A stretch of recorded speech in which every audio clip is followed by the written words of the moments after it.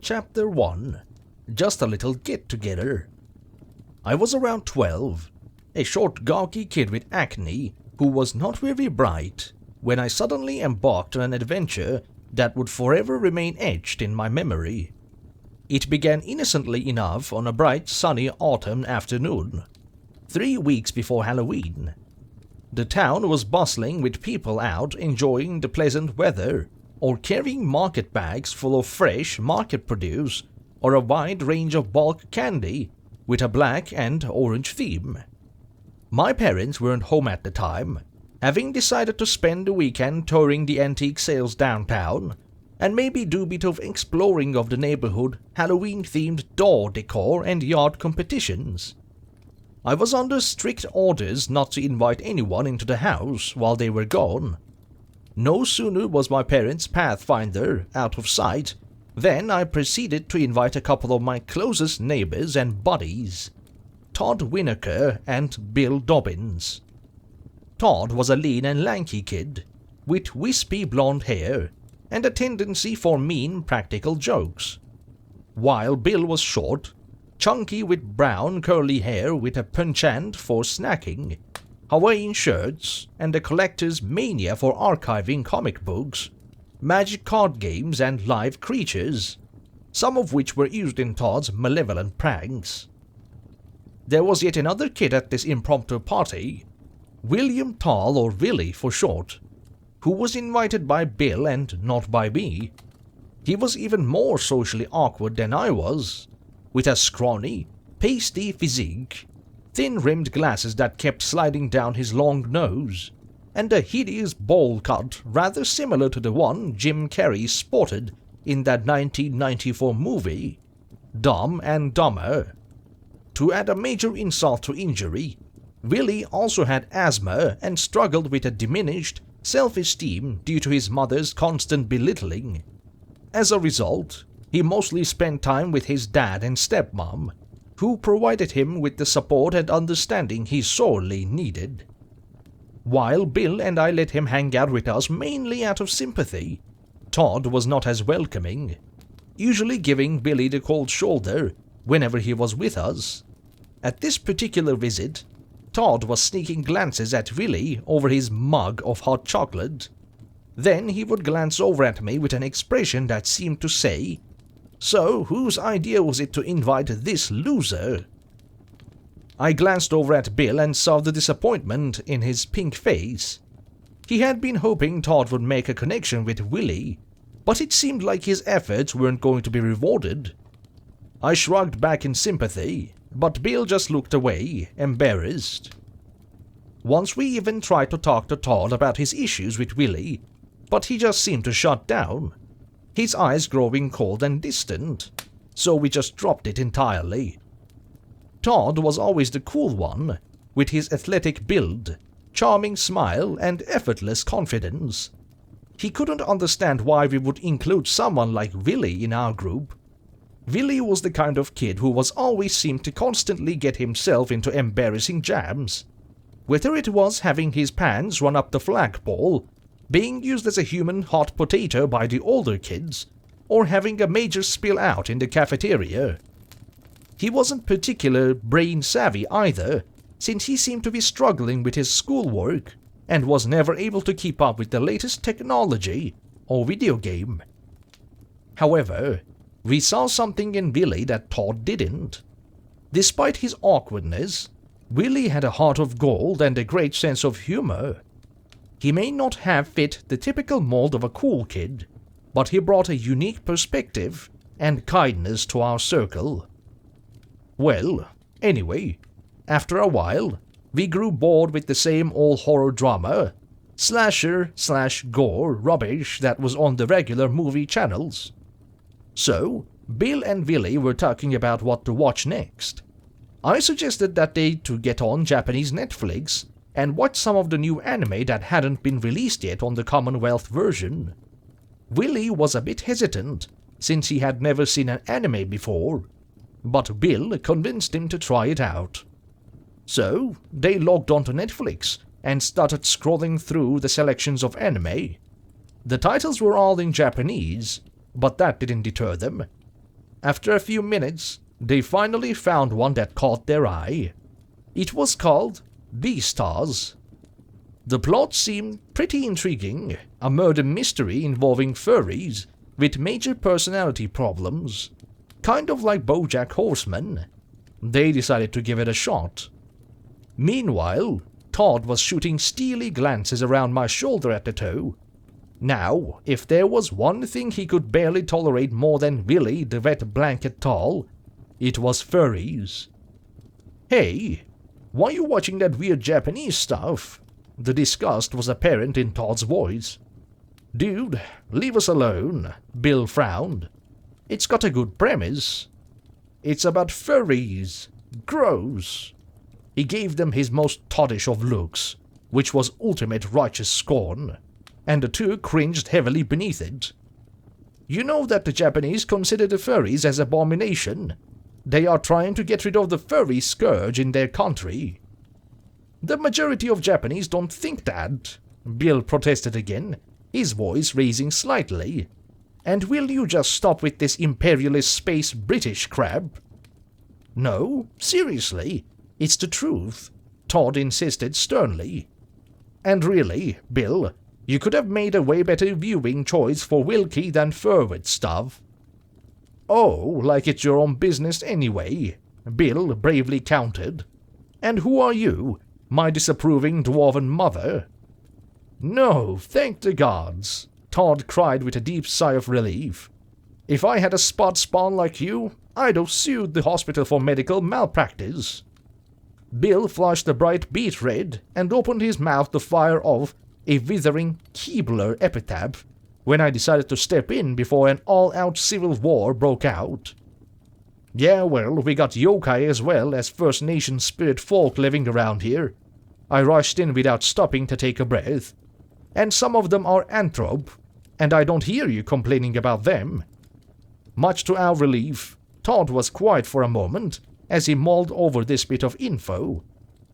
"Yeah, well, that's not the same thing." He shook his head finally. "Yokai and North American spirit people, those are like demigods or fairy folk. But furries are just really awkward, cringe, weird, and annoying imitations." "Well, don't you have any complaints about humans dressing up as high elves, then?" Bill couldn't help asking. "I mean, isn't that like cultural appropriation?" "That's different," Todd shot back. "It's not a fetish fashion thing. It's like Halloween or the various winter ceremonies around the multiverse, people dressed up in masquerade to dance and make magical revelry as a defense against the dark forces released by solstice season." He sank back down on the couch and sipped his remaining cocoa thoughtfully. I regarded him with a very perplexed look on my face. I wondered what he would think of the whole elf-on-the-shelf thing. "Also, at least those mamas don't look like pervy humans in an animal costume," he added sharply. Willy, who had been quiet throughout the whole tirade, suddenly spoke up. "Hey, how about we do something else that we can all agree on?" "Like what?" I asked, slightly relieved at the change of subject. "Well, we could go fishing down at the Candy Rock Creek," he suggested. Todd's grey eyes lit up. "Fishing? How about hunting?"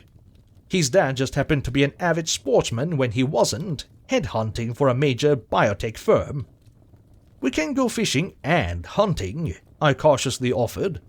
"There are fish and rabbits out in the back." "Oh wait," Todd muttered, fumbling around in the pockets of his expensive bomber jacket.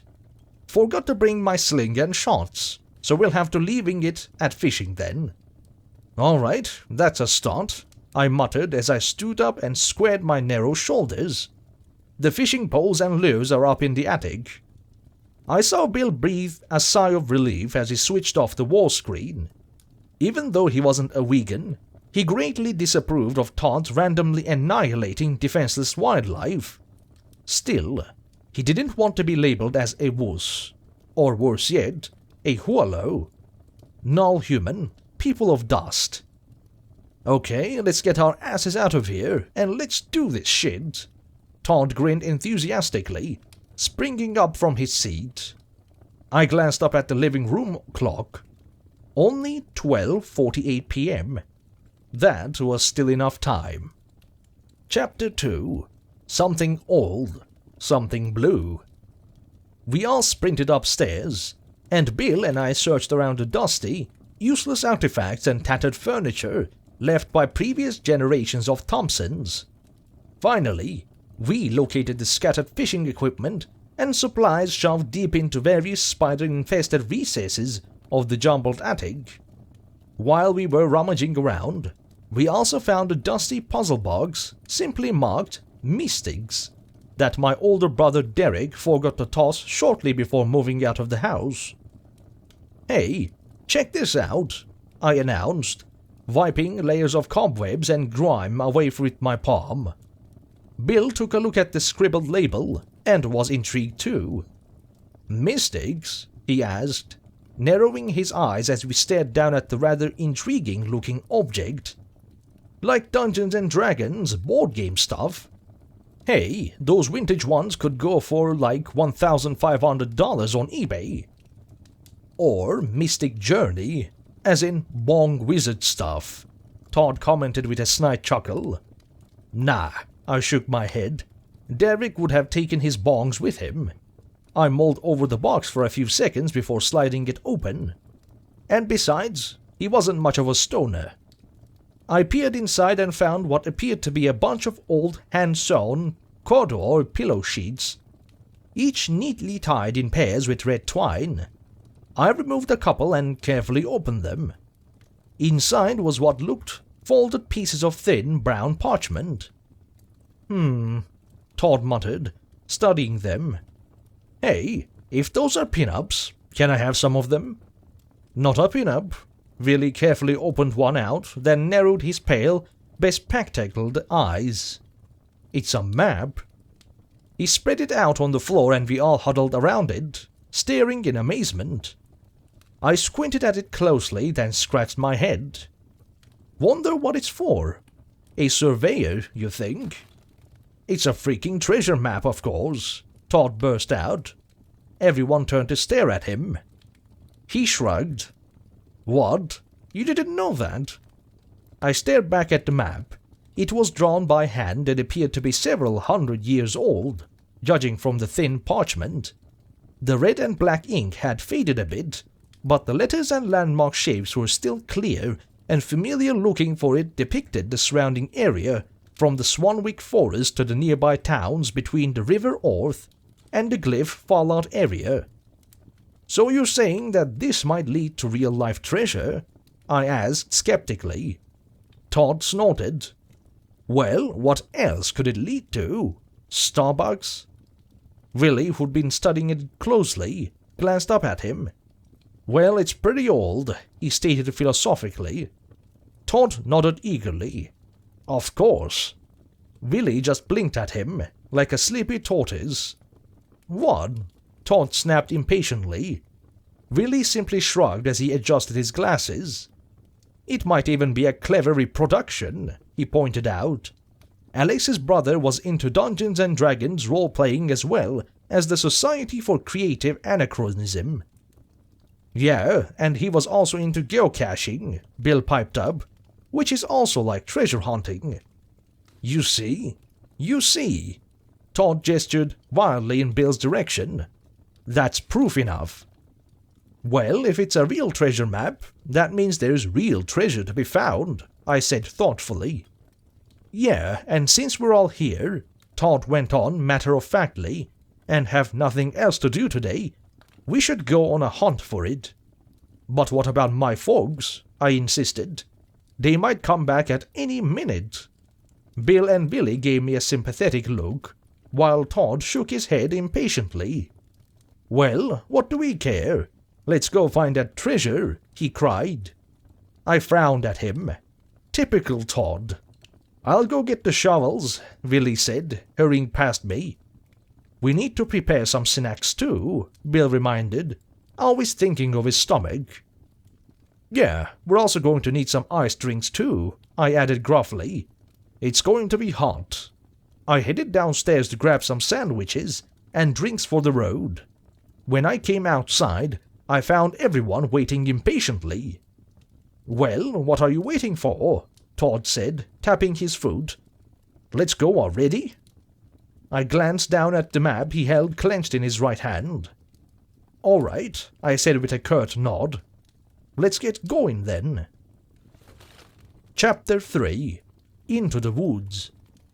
So, the four of us started off.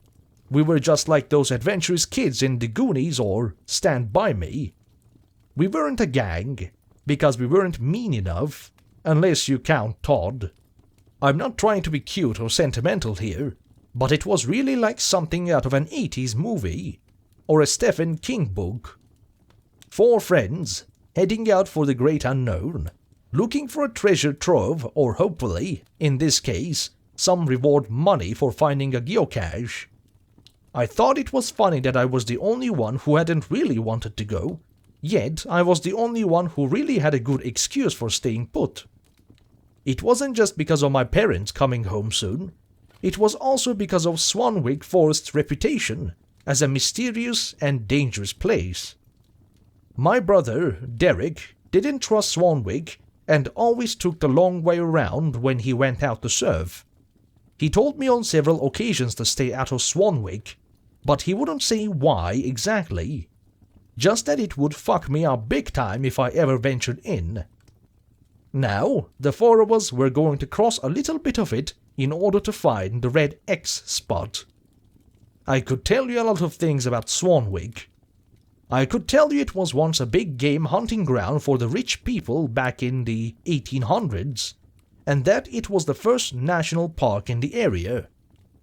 I could tell you it's 113,440 acres, the part of Commonwealth shared with Fairy, was mostly old-growth forest with giant redwoods and sequoia trees, or that there were a few cabins built back in the early 1900s. But now were all abandoned, yet somehow still maintained by some entity not affiliated with the Park Service. I could also tell you that the few outsiders who dared set foot into Swanwick without an armed ranger escort often never came back out. Or on the rare occasion they did, they didn't stay around for very long. I knew all of this, but I never really paid much attention due to the gold fever I was feeling. Speaking of gold, the quaking aspens on the forest's border were all turning gold. Really cool, awesome too. We all took that as a sign and continued into the dark forest. It was dense inside and filled with towering conifers that seemed to lean in close to whisper dark secret to one another. As we ventured deeper, the air grew colder and wetter, and the bright sunlight struggled to penetrate the thick canopy above. But even in the hushed atmosphere, we saw signs of animal life banana slugs, olive yellow snails, some of them 6 inches in length, small flying insects, tiny songbirds darting through the dense undergrowth, squirrels and Steller's jays scolding us from the canopy, even saw several deer prancing along up ahead of us. After what seemed like a couple of hours of trudging along, we stopped for a breather and some snacks. That was when I noticed the air had gotten very cool. Cold even. Nearly all of us, except for Todd, were wearing light clothes, but I seemed to be the only one shivering due to the chill. It was a warm day outside the forest, almost like an Indian summer, but here in Swanwick, it was like being in a walk-in freezer. Now, there were no birds or animals in sight or sound, but something was making my skin crawl. My heart was hammering away and my teeth clicking away. A sudden gust of wind blew up behind me, lifting up my shirt and blowing my spiky hair every which way. It felt like ice-cold finger reaching out, and I let out a yelp of shock. All my friends looked up from their lunches in confusion. "What's wrong, Alex?" Todd asked, his eyes crinkling with amusement. "Nothing," I muttered, rubbing my arms. "It's just so freaking cold here, dude." "Are you shitting me?" Todd said, and he laughed. It's hotter than my mom's sauna in here, man. Yeah, dude, Bill agreed. I wouldn't be surprised if we were just pulling our leg. Or maybe I'm just coming down with something, I replied with some concern. We soon got through with snacking and stood up, brushing the pine needles and dried leaves from our clothes. Then we continued on our way. We were now walking through towering redwoods and showy wildflowers. Every possible walking space seemed to be taken by carpets of shrubs, mosses, lichen, and fungi. Our footsteps were hushed on the spongy, jumbled floor. There was no cell service, which was kind of weird, but I wasn't really paying attention to that. My mind was brimming full of images of gold and silver coins and greenbacks, and what I could get at the mall or eBay with all that loot. I had just found a nice-sized branch for a walking stick and was admiring how it made me look like a real adventurer, when, like in a Looney Tunes cartoon, I ran straight into a huge dead tree trunk. I bounced off of it like a pinball and landed right on my back in a wet, boggy spot. Whatever things were living in that moist patch were now wriggling up against my soaking backside.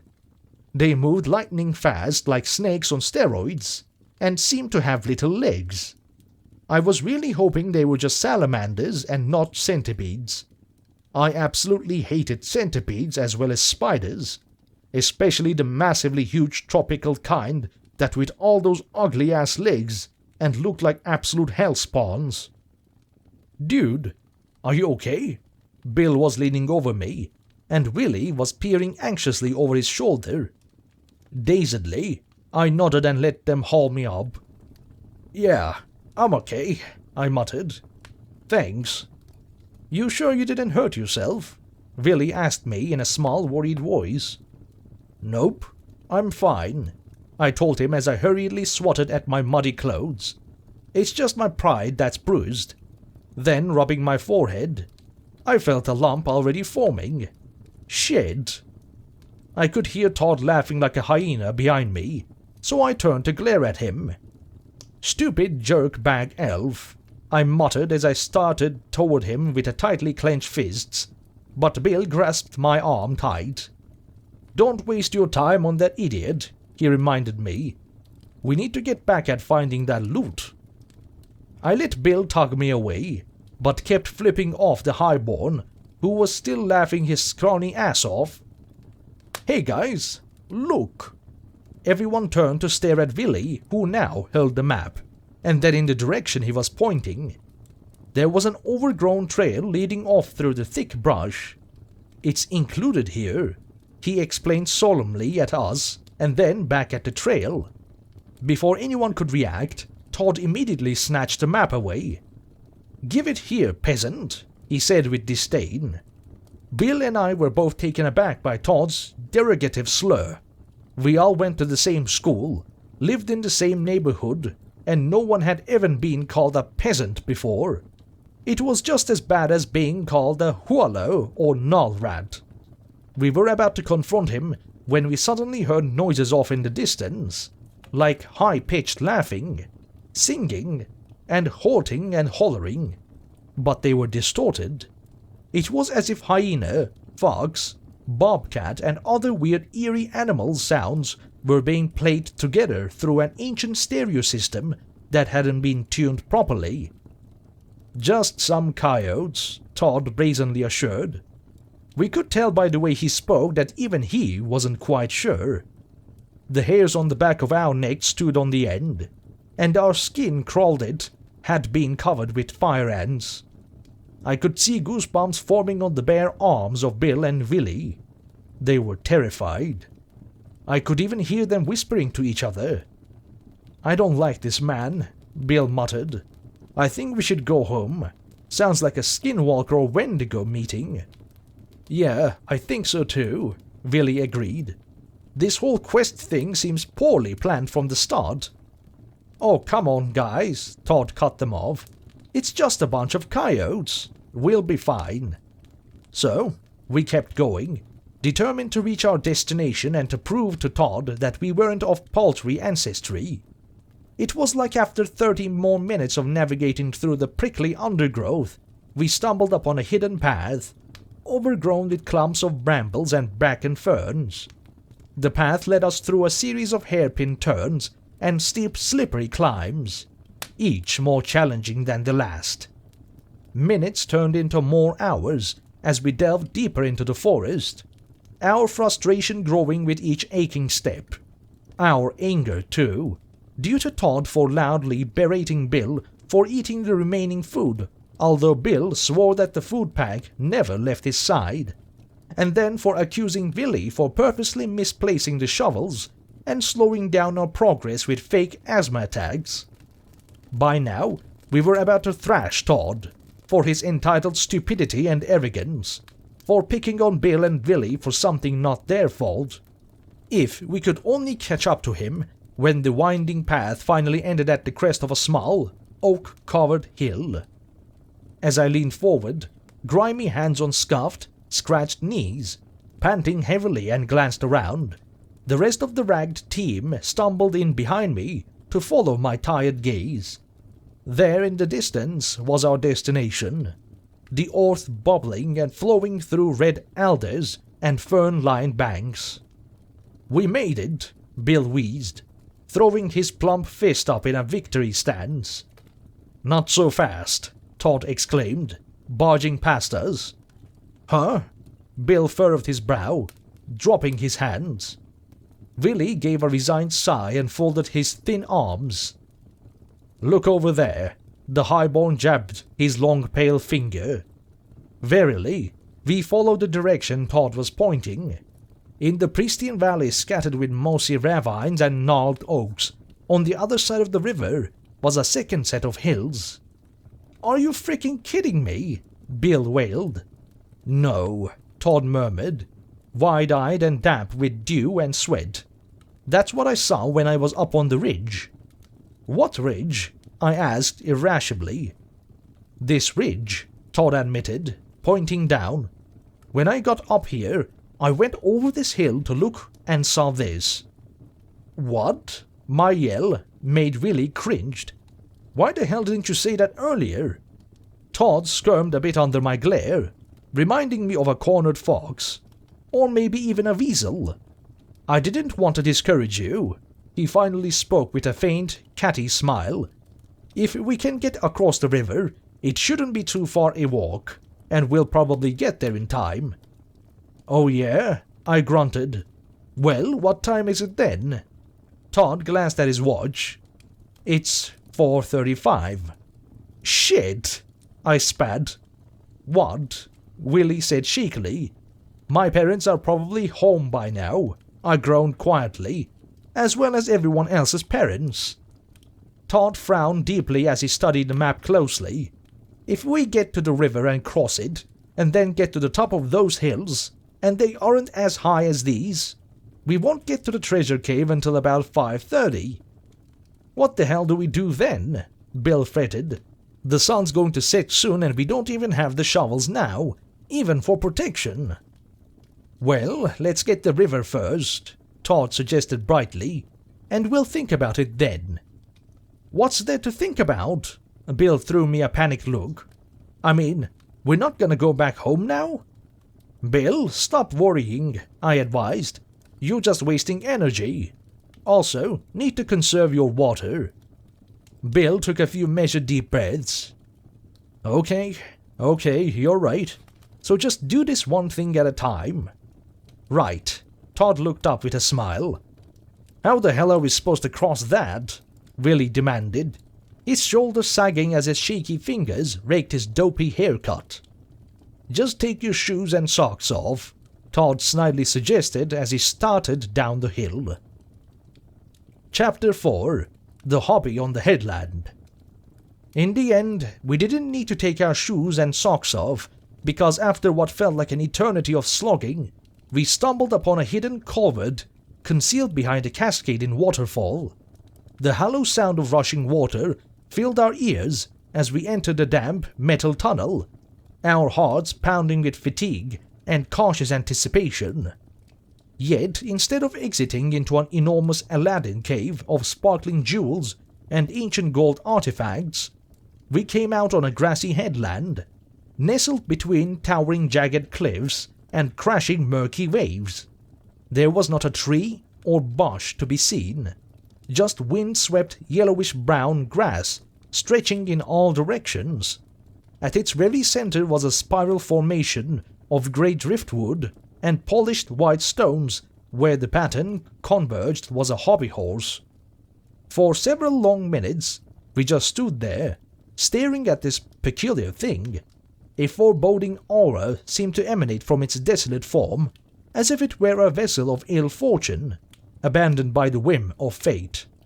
The once vibrant colors had now faded, resembling the pallor of a long mummified corpse. The wooden frame, once sturdy and proud, now bore the weight of the elements, its joints creaking with each gust of wind. The large eyes, once filled with painted life, now stared vacantly into the abyss, as if they had witnessed the darkest secret of the universe. How this wretched thing came to be trapped in such a desolate place, we could only speculate. Perhaps it had been abandoned by a child who had unknowingly summoned up a malevolent force to possess this innocent plaything. Or maybe it was a prop in a sinister ritual, discarded by some malevolent cult that revelled in the suffering of others. As we cautiously approached the spiral, a shiver ran down our spine, for we could not deny the palpable presence of a dark, otherworldly energy. We dared not touch it, for fear that an unknown curse might latch onto our souls, forever binding us to its tragic spot.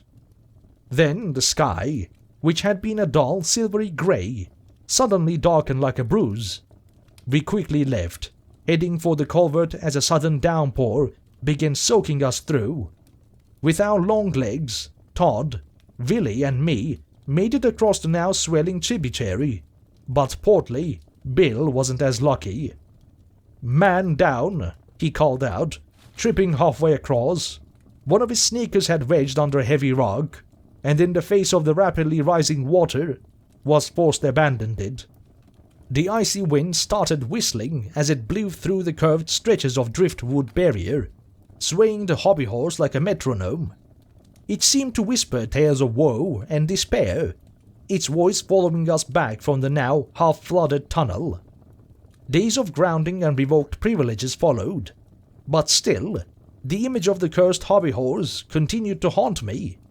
Eventually, the unrelenting curiosity soon overtook my fear, and when Halloween night came with my parents distracted with the ringing doorbell and giving out treats, I snuck out as a ninja, racing past crowds of trick-or-treaters with parents in tow, heading for the forest.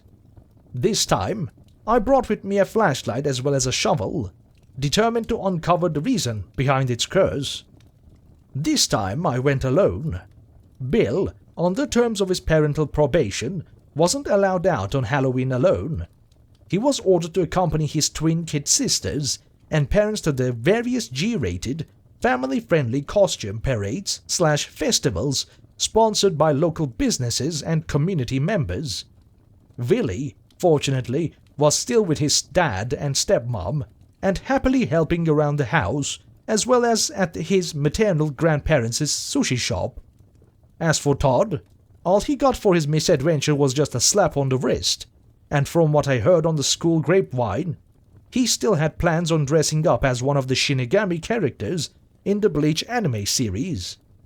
I had no map to follow this time, since that was lost during our retreat back through the culvert, but I had a good sense of direction. Fortunately, there was a full bright moon overhead, and I didn't need to use the flashlight much, as I quickly made my way between the massive trunks of the redwoods. As I hurried, I glimpsed many eyes of the creatures glittering in the shadowy underbrushes, and I heard rustling and scratching noises. Once I heard a deep, guttural growling that nearly caused me to freeze in my tracks, but nothing came out, and I ran on.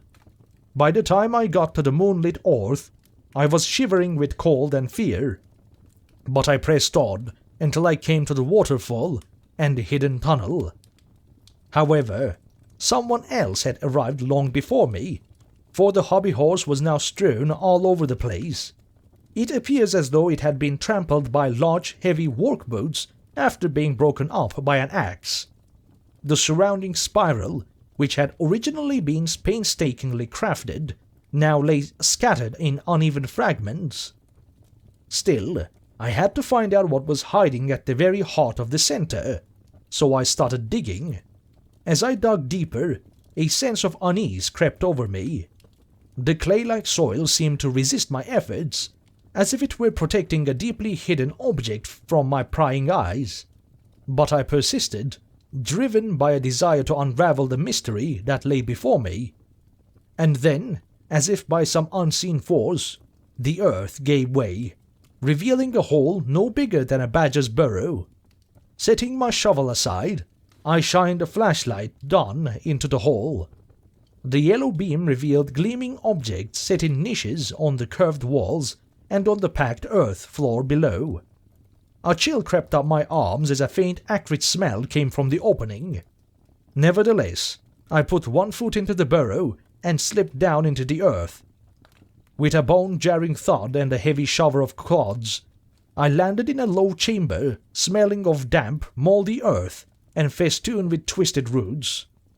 My hands shook as I stood up and shone the flashlight around. Lining the walls and floors was a vast collection of vintage circus toys. As I crept closer, I noticed that they were intricately crafted, and each had a unique aura to it. A clown on a unicycle seemed to be grinning menacingly at me, while a nearby acrobat hanging from a trapeze looked like she was about to fall any second. Then I noticed an old steamer trunk at the center of the room. Stepping in for a closer look, the bright beam revealed streaks of mildew and rust half obscuring circus and travel tags. I could make out words Bazaar of the Bizarre, Shadow Zones, and the Grand Masquerade. My foot nudged and something that clinked. A chain? Eyes widening, I noticed 2 more chains lying nearby as well as several padlocks. Then I noticed the locksmith tool set as well. Rather familiar looking too. Didn't Todd's dad own a similar sort of kit? Didn't he keep it locked up in a tool cabinet down in his massive garage? And then I heard it. Faint rustling and then scratching. A sickening stench immediately hit my sinuses. Pressing one hand over my mouth and nose, I fought back the urge to vomit, and then suddenly realized the sounds were coming from inside the trunk. I leaped back, scattering toys as I flattened myself against the far wall. The stagnant air around me was more heavy and oppressive, as if the toys themselves were alive and watching me suffer. The painted grins seemed wider, more ominous, while others were twisted into expressions of terror. Meanwhile, the trunk rattled and shook as something large shifted about. "Last log better hold," I whispered. The noises abruptly ceased. All I could hear was my breath heaving in and out and my teeth chattering. Then the trunk lid cracked open with a grinding squeak, revealing a crack of pitch darkness. A suffocating wave of the putrid stink soon washed over me, causing me to choke and gag.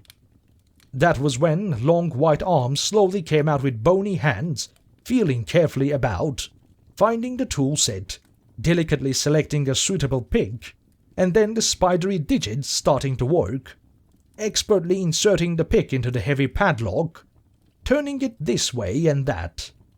After that, everything became a total blur, a running mix of deepest dark, oozing muddy brown and deepest green that gradually resolved themselves into sharp, distinct shapes.